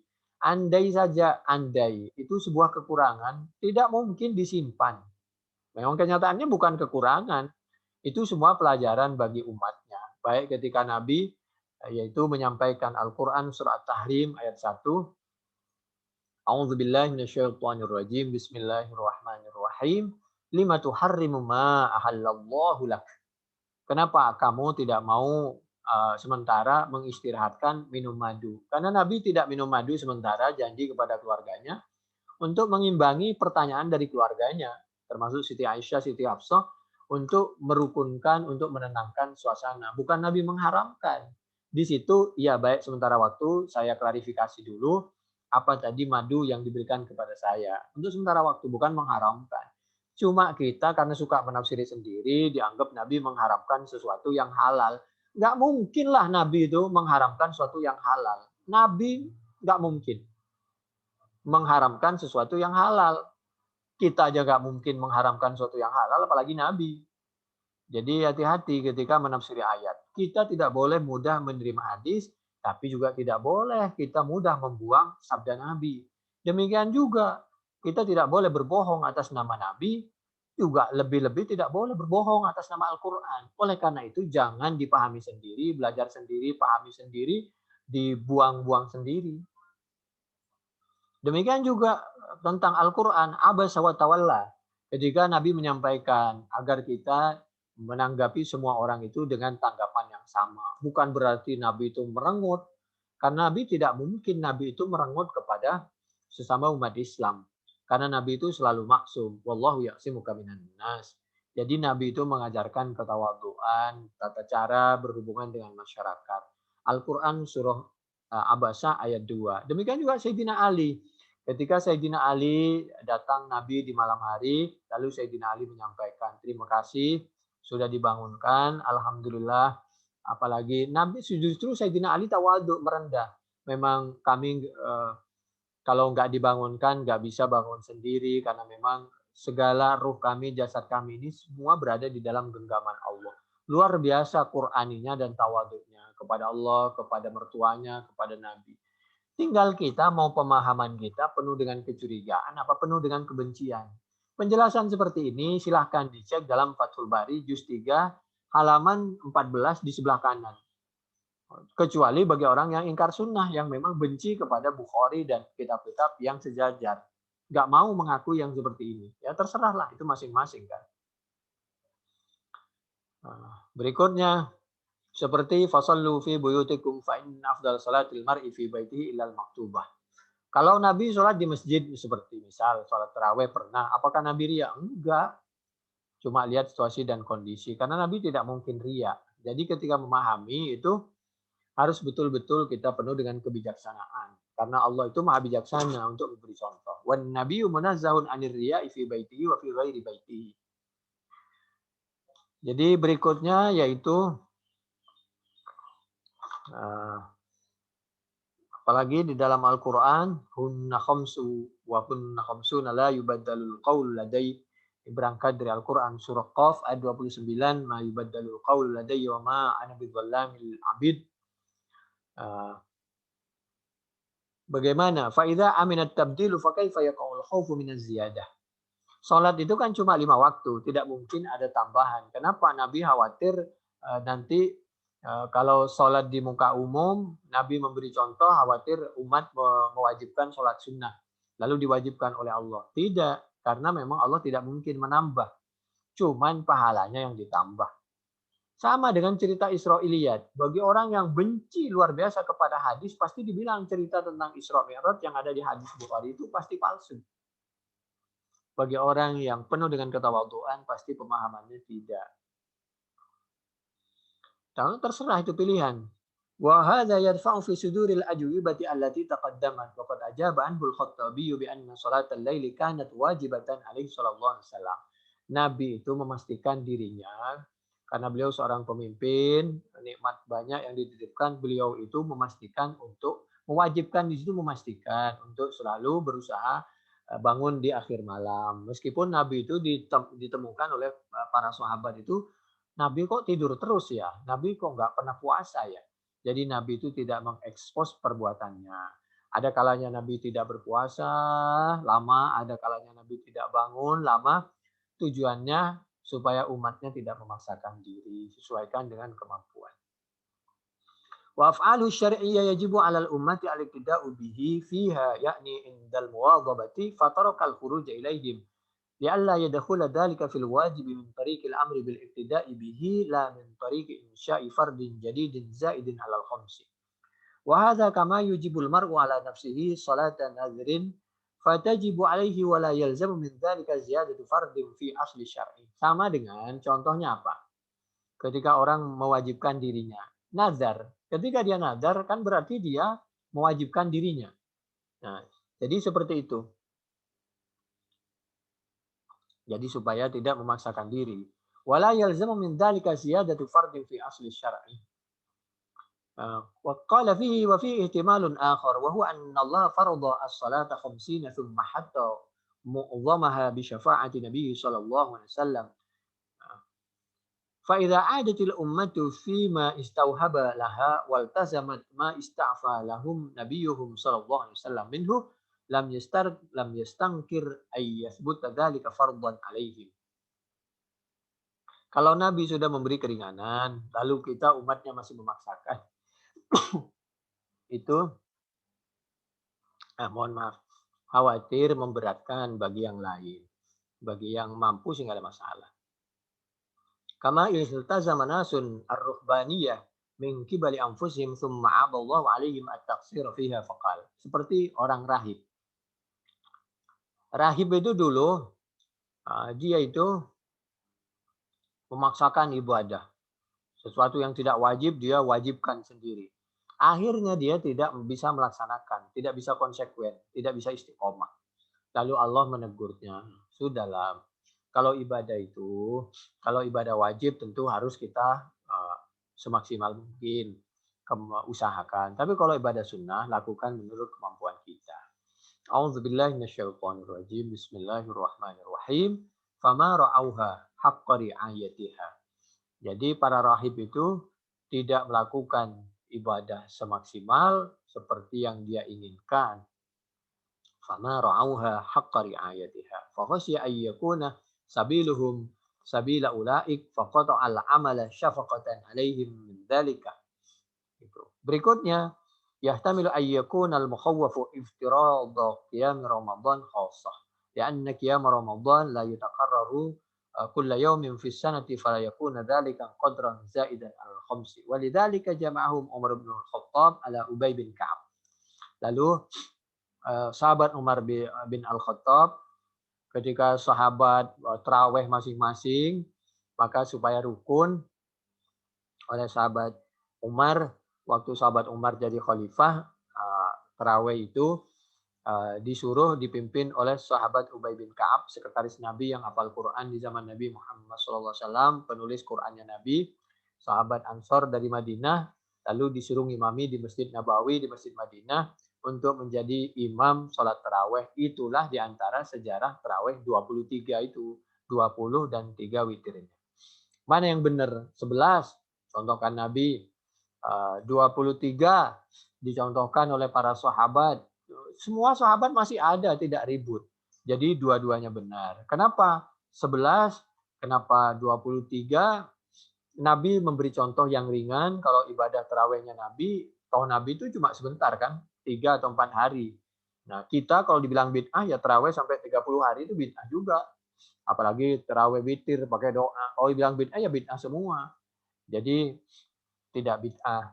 Nabi itu meskipun 11 tapi bacaannya panjang, hatta tawaramat qadamahu sampai bengkak kakinya. Lama bacaannya, suratnya panjang, Al-Baqarah sampai habis, demikian surah-surah yang lain. An-Nisa'nya, Al-Maidahnya. Lalu termasuk sahabat itu menambah rakaat seperti di Madinah, karena kalau di Mekah itu ada untuk tawaf, itu ada Ka'bahnya, istirahat 2 rakaat, 2 rakaat. Terserahlah. 11 juga bagus, 23 juga bagus. Kama sayati, karena apa? Itulah di dalam Al-Qur'an juga begitu. Ikuti sabili. Jadi ikuti aku, fabihudahu muqtadi. Demikian juga ikuti jejak para sahabat. Wa fihi jawazul firar min qadarillah ila qadarillah. Jadi ini pelajaran juga ya. Boleh kita menghindar dari takdir Allah yang satu, yang baik kepada takdir yang lebih baik. Lakukan segala sesuatu menurut kemampuan kita dalam berbagai hal. Wa fihi annal kabira idza fa'ala syai'an khilafa ma i'tadahu atba'uhu ayyadhkura lahum udrahu wa hikamahu wal hikmata fihi. Jadi apabila seorang pemimpin ibadahnya atau apanya berbeda dengan pengikutnya, maka sampaikan supaya tidak salah paham dan sesuai dengan kekuatan masing-masing. Demikian juga waktu makan, ketika kita makan tidak biasa, kalau memang tidak haram biarin orang lain makan. Berikutnya wa fihi makanan Nabi sallallahu alaihi wasallam alaihi min az-zahadati fid dunya. Nabi itu zuhud, tidak berlebihan masalah dunia, tapi Nabi menguasai dunia. Nabi juga punya jabatan yang sangat tinggi. Wal iktifa'i bima qalla minha wasyafaqati ala ummatihi. Nabi itu sangat sayang kepada rakyatnya, kepada umatnya. Orang sekarang senang kalau bisa memenjarakan orang, cari kesalahan orang. Warrafati bihim, dan punya kasih sayang. Nabi kasih sayangnya luar biasa kepada umatnya. Wa fihi tarku ba'dil masalih, dan Nabi itu sepertinya di muka umum meninggalkan suatu ibadah. Kenapa? Li khaufil mafsadah, untuk khawatir terjadi kerusakan. Apa kerusakan itu? Kalau umat sudah memaksakan, itu khawatir terjadi fitnah. Wa taqdimu ahammil maslahatai, dan Nabi itu selalu mempertimbangkan kemaslahatan dua arah. Untuk dirinya, untuk orang lain, dunia, akhirat. Jadi Nabi ini luar biasa. Itu yang tadi, kalau Nabi ibadah untuk sendiri itu hatta tarimu qadamahu. Bukhari 1130. Yang kami sampaikan ini bisa dicek di dalam hadis Bukhari tadi ya. Mulai dari Bukhari 1124 sampai 1129. Fathul Bari juz 3 halaman 10 sampai halaman 18, kanan kiri. Lalu sekarang yang terakhir kita akan membacakan yaitu nasihat dari Allah Subhanahu wa taala yang diabadikan di dalam Al-Qur'an, yaitu a'udzubillahi minasyaitonir rajim. Bismillahirrahmanirrahim. Min ajli dzalika katabna 'ala bani Israila annahu man qatala nafsan bighairi nafsin aw fasadin fil ardh فكأنما قتل الناس جميعا ومن أحياها فكأنما أحيا الناس جميعا ولقد جاءتهم رسلنا بالبينات ثم إن كثيرا منهم بعد ذلك في الأرض لمسرفون. Al-Maidah ayat 32.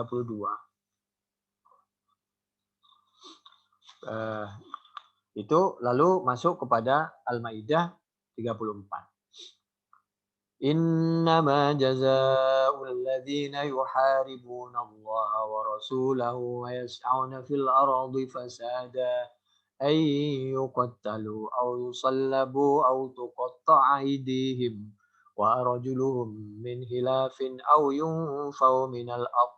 Dzalika lahum khizyun fid dunya wa lahum fil akhirati 'adzabun 'adzim.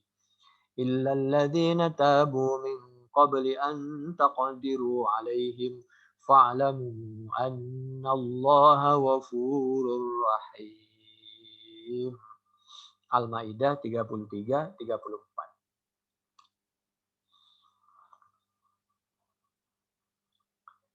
Anna qauman min Uqlin aw qala min Urainah qadimu ala Rasulillah sallallahu alaihi wasallam fatawawul Madinah.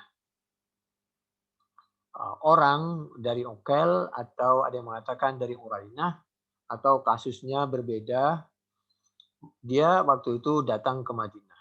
Lalu udara Madinah itu tidak bersahabat. Dia tidak terbiasa dengan udara Madinah. Sakit ceritanya. Fa'amara lahum Rasulullah sallallahu alaihi wasallam biliqah. Seperti orang umrah dan haji, kalau tidak biasa minum air hangat, biasanya cepat sakit di situ. Kalau nggak terbiasa. Tapi ada yang sehat. Lalu Nabi memerintahkan kepada rombongan yang sakit itu, karena Nabi selalu mementingkan kesehatan umatnya, Nabi menyampaikan, sanagi kamu temuin pengembala onta, karena itu memang milik negara lah kalau bahasa kita, yang memang diperuntukkan untuk membantu orang-orang yang butuh. Semacam departemen sosial lah. Lalu sana temui orang yang sedang angon onta, nanti sampaikan salam dari kami bahwa Anda ini dibenarkan untuk mendapatkan bantuan air susu supaya sehat.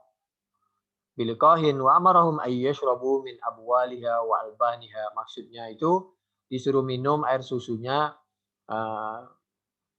Abwal itu bukan air kencing, yang dimaksud di situ kalau seperti orang, andai saja di suatu ketika kamu itu berada di suatu tempat, lalu kamu daripada meninggal, tidak ada minuman kecuali air kencing, barang najis ya, air kencingnya onta misal contohnya, maka kamu terpaksa itu minum, karena tidak ada minuman lagi daripada mati itu boleh.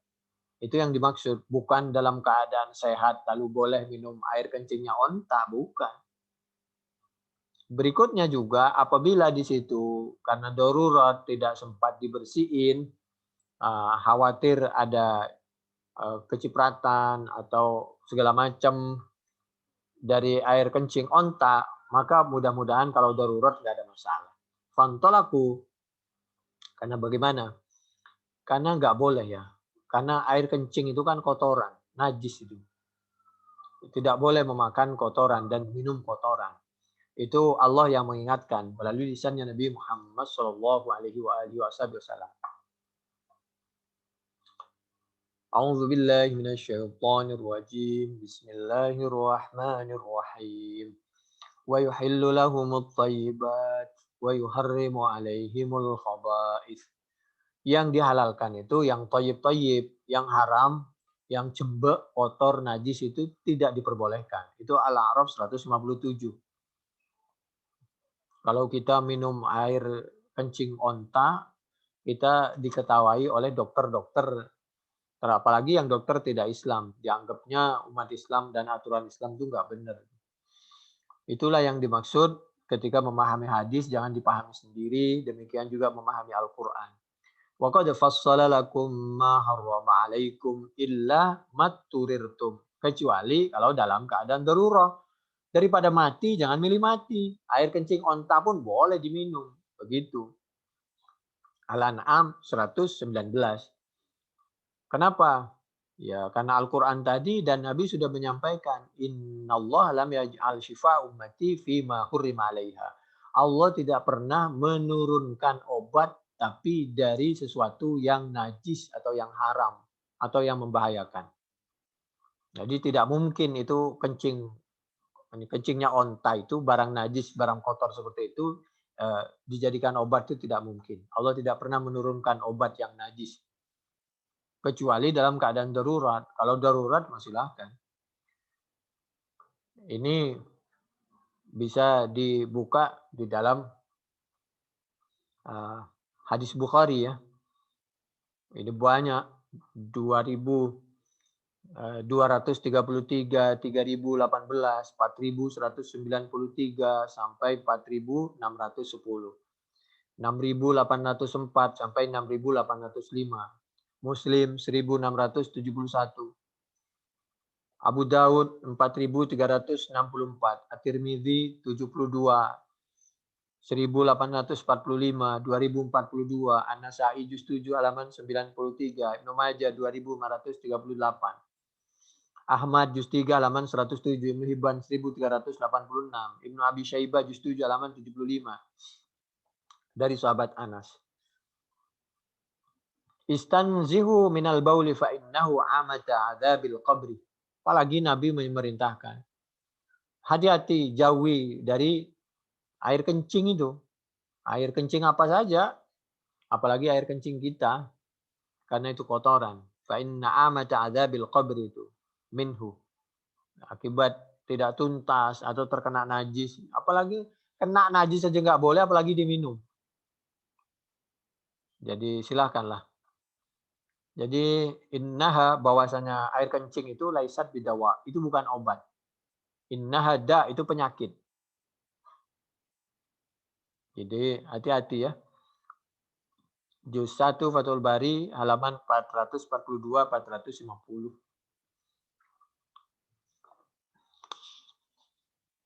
Berikutnya, fantolaku, kemudian mereka berangkat. Orang yang sakit waktu berada di Madinah tadi. Untuk minta air susu onta. Falamma sahu qatalu ra'yan Nabi. Setelah sehat dia, malah si yang menjaga onta itu dibunuh. Wastakun na'am. Ontanya diambil semua, dirampok. Bayangkan. Sudah ngerampok, ngebunuh. Dan dia lari murtad. Jadi dosanya berlipat-lipat. Fabalaghan Nabi sallallahu alaihi wasallam khabaruhum min awwalin nahar farsala fi atharihim. Begitu sampai berita bahwa pegawai Nabi itu dibunuh. Ada umat Islam yang dibunuh, Nabi itu ya. Ada umat Islam yang dibunuh satu. Nabi pembelaannya luar biasa. Kalau kita sekarang malah dibunuh orang. Orang dibunuh sampai 6 lagi. Padahal itu anak remaja.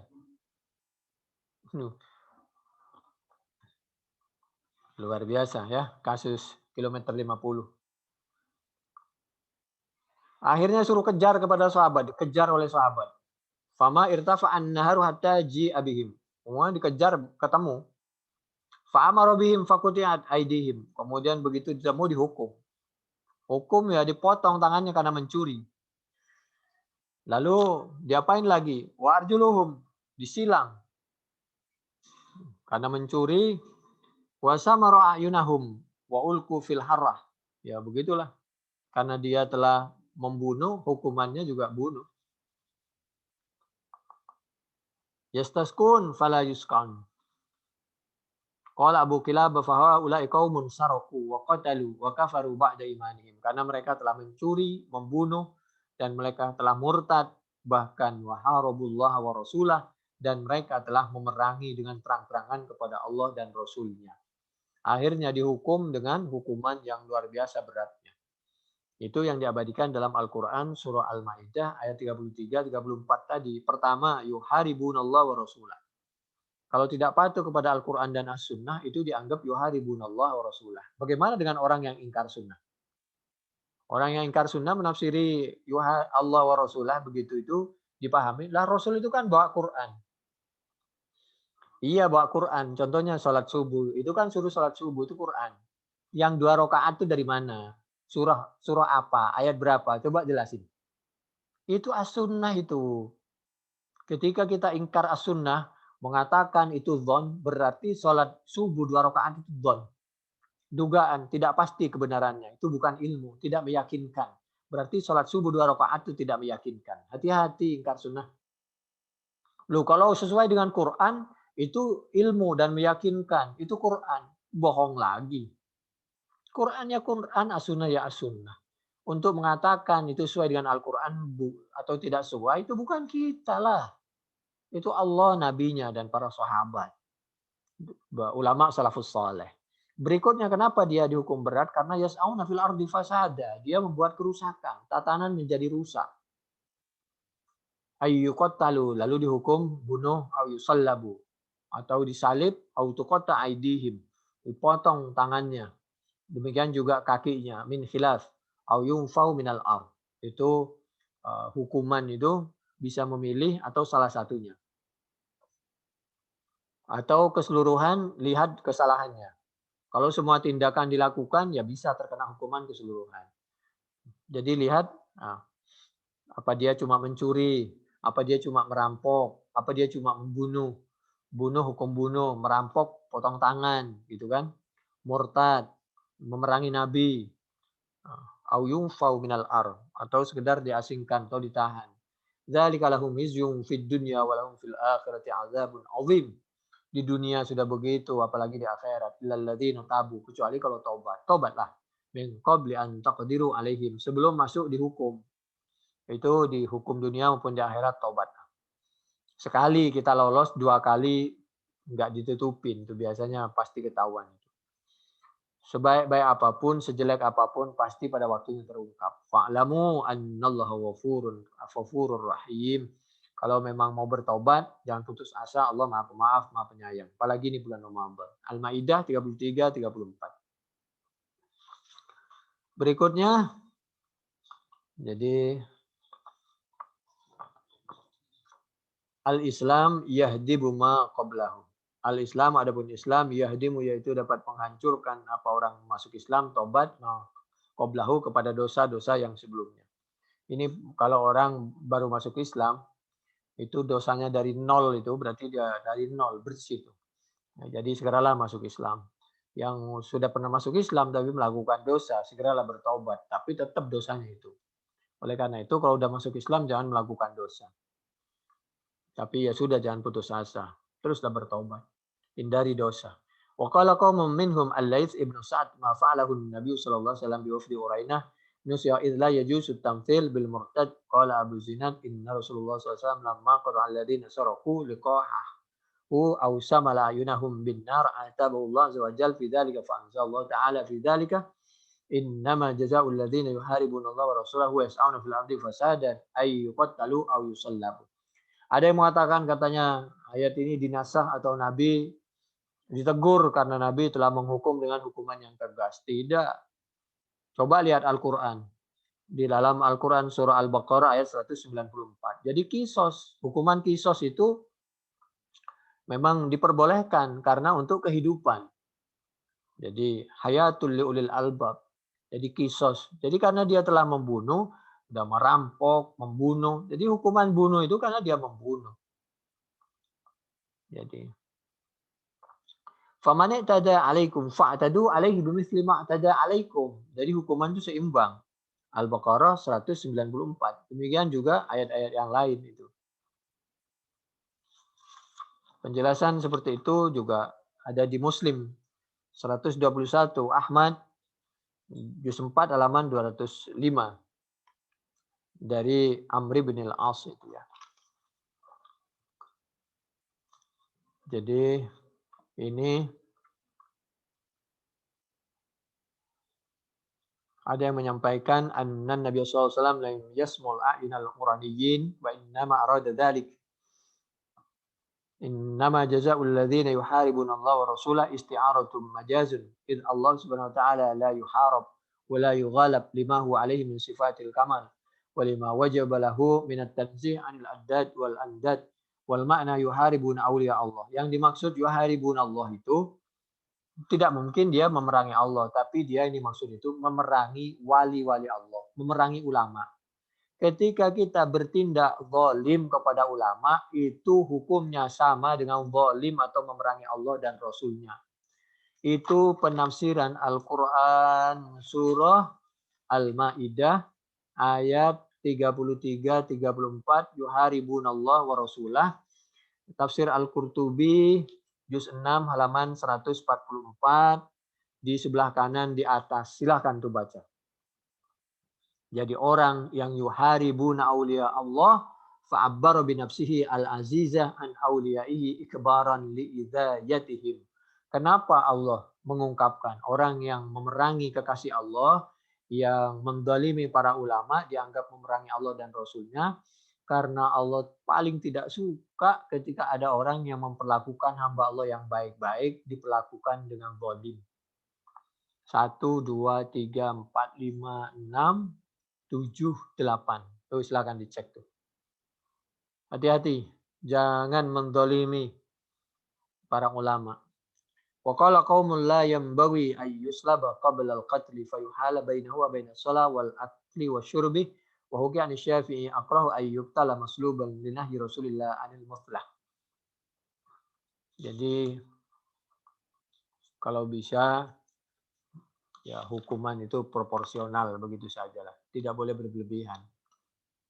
Tapi kita ingat ya, Sayyidina Umar yang tegas itu ada orang mencuri pernah tidak dihukum karena dia kelaparan. Jadi Sayyidina Umar itu meskipun tegas, lihat kenapa kamu melakukan dosa ini? Oh karena ini, karena ini.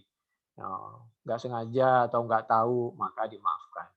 Tapi kalau udah tahu, sengaja dan lain sebagainya, itu dihukum.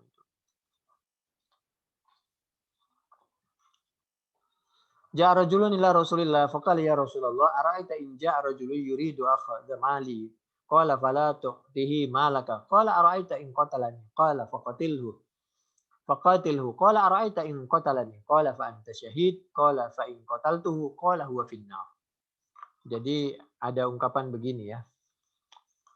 Nanti ada di belakang. Faman asaba min dzalika syai'an fa'uqiba bihi fid dunya fa huwa lahu kafarah. Orang yang sudah menjalani hukuman di dunia, insya Allah dia, asal dia tetap dalam keislamannya, maka insya Allah tidak dihukum lagi di akhirat, insya Allah. Tapi wallahu a'lam, terserah Allah itu. Apa nanti dihukum lagi apa tidak. Wa man asaba min dzalika syai'an tsumma satarahu Allah fa huwa ila Allah. In syaa'a fa'anhu wa in syaa'a qabahu. Kalau bisa jangan melakukan dosa, kalau sudah ya diam, beristighfar, jangan ulangi lagi. Kalau sudah dihukum apalagi ya mudah-mudahan tidak dihukum lagi di akhirat. Insya Allah mudah-mudahan Allah memaafkan. Itu Bukhari 18, 3892, 4894, 8784, 7213. Muslim 1709. Dari sahabat Ubadah bin As-Samit ya. Faman wafa minkum fa'ajruhu 'ala Allah dan seterusnya. Sampai di sini, jadi mudah-mudahan bermanfaat ya. Ini kalau ada seorang, ya kalau bisa janganlah. Ada orang mengambil harta kita atau kita menjaga harga diri, kehormatan kita. Kalau bisa dilawan, kalau enggak menghindar. Kalau kita membunuhnya, sebenarnya tidak ada masalah. Tapi kalau bisa jangan. Kalau kita terbunuh, kita syahid. Kalau dia membunuh kita, dia di neraka. Itu Muslim tadi 140 hadis dari sahabat Abi Hurairah. Ya kita hindarilah hal-hal yang kekerasan seperti itu, menjaga diri. Termasuk di bulan Ramadan dan nanti Lebaran, jangan memakai perhiasan yang berlebihan, sesuatu yang mewah. Di satu sisi ada orang yang meskipun keadaan seperti ini mudah mencari rezeki, di sisi yang lain ada orang yang kesulitan mendapatkan rezeki karena mungkin kena PHK dan lain sebagainya. Jadi hati-hatilah kita di dalam memakai sesuatu dan termasuk bersikap. Demikian, mudah-mudahan bermanfaat. Kurang lebihnya kami mohon maaf. Subhanakallahumma bihamdik asyhadu an la ilaha illa anta astaghfiruka wa atubu ilaik. Assalamualaikum warahmatullahi wabarakatuh.